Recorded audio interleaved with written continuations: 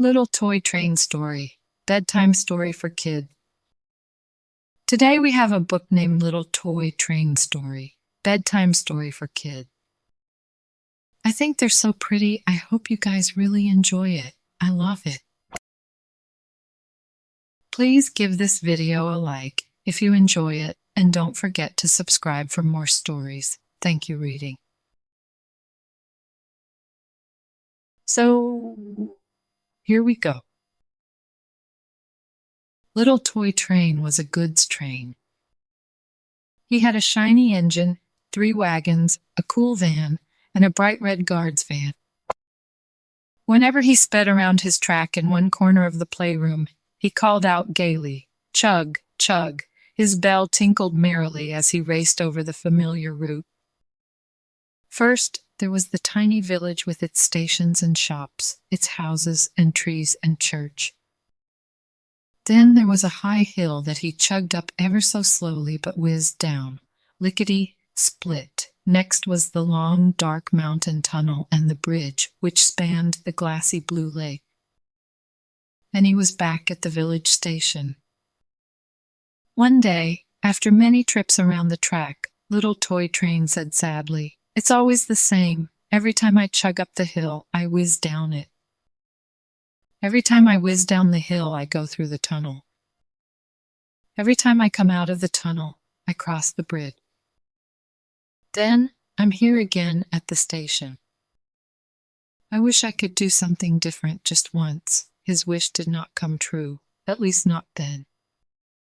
One night, however, when everything was quiet, Little Toy Train discovered that someone had taken him off his track and had forgotten to put him back. Moonlight glistened through the windows so he could see his village, but he didn't know how to get there. He tried to move. "Chug, chug," he said slowly and then faster. Little Toy Train began to move. His silvery wheels went round and round. His headlight blinked on and off like a firefly. His bell tinkled merrily. "I can move without track," he said happily. "Now I can do something different." "Chug, chug," he said as he went under the wheels of a tricycle. Suddenly his light went off and bumped into something soft. "Ow! Do look where you're going, Little Toy Train," someone cried. Little Toy Train's headlight blinked on again. He saw that he had bumped into Teddy Bear. "I'm sorry," he said. "My light doesn't work well when I'm off my track doing something different. Please excuse me." "That's all right," said Teddy Bear as he was not really hurt. Little Toy Train chugged along in front of Teddy Bear and the other toys sitting beside him. Baby doll, rocking horse, furry kitten, cowboy, and cuddly dog. They all smiled at him. "You seem to be having lots of fun, Little Toy Train," said Cowboy. "Indeed, I'm doing something different," he answered.